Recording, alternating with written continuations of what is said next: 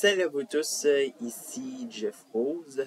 2024 a été une autre année florissante pour la musique country. On peut penser au nom de Beyoncé, Post Malone ou encore Shabozy. Depuis le printemps 2024, au fil des vidéos de la série Countrypedia, je vous ai fait découvrir différents aspects de ce genre musical. Bon, la musique country, on rappelle. Si on revient sur la vidéo de le country en géographie, une musique inclusive, je mentionnais qu'une fois au Mexique, nous sommes au pays du Regional Mexican, ou, traduction française, la musique régionale mexicaine. Comme le country en 2024, le Regional Mexican a connu un bilan positif et qui progresse d'année en année. Avant d'aborder la scène Regional Mexican de 2024 et aussi celle de 2025, mais bon, dans ces milieux-là, un peu d'histoire s'impose. Les différents sous-genres du Regional Mexican se sont développés sur la période du 16e au 20e siècle.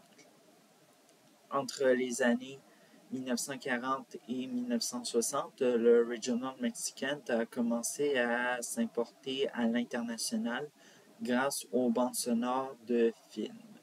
Mais c'est vers les années 1970 que le mariachi ou encore le ranchera ont pris de l'expansion vers les États-Unis et la popularité a continué à croître.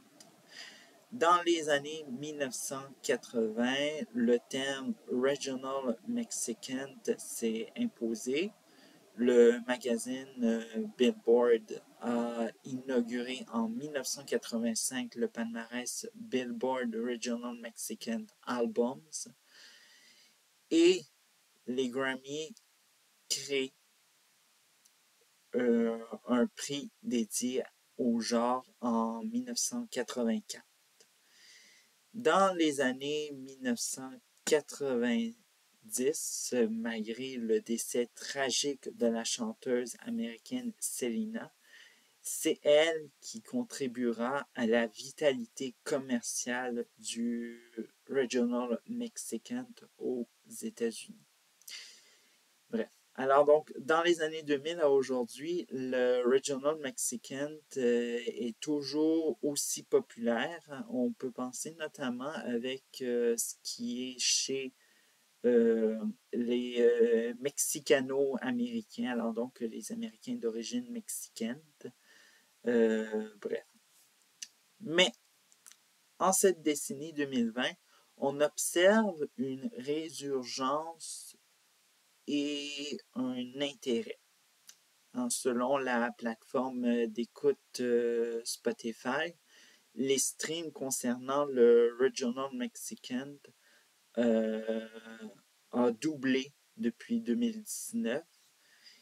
Et hors des streams, les palmarès, notamment le Billboard Hot 100 aux États-Unis, alors donc le palmarès principal des chansons aux États-Unis, ont été pris d'assaut par les chansons Regional Mexican comme Ella Baila Sola, qui est devenue la première chanson de ce genre à se classer dans le top 10 en 2023.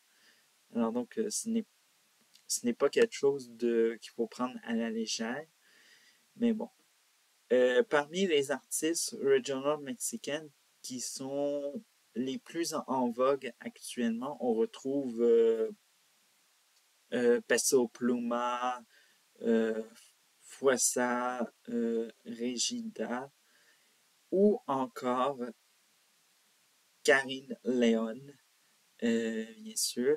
Même des artistes, soit disons-le, non regional mexicains s'y met. Comme par exemple, on a Bad Bunny, Biggie G ou encore Shakira. Alors donc, dites-vous que oui, c'est un peu comme qu'est-ce qui s'est passé avec la musique country en 2024. C'est juste que le regional mexicain en Amérique du Nord, on n'entend pas beaucoup parler. Et bref, bon. Euh, Qu'est-ce qui nous réserve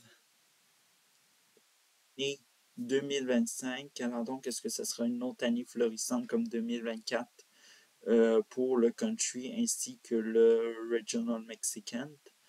La réponse à venir dans le futur, mais gardez-vous que prochainement, on va parler d'artistes plus, soit disons-le, de ce genre musical. Alors donc, les deux prochains, évidemment. Et voilà, c'était Jeff Rose pour Country Beats.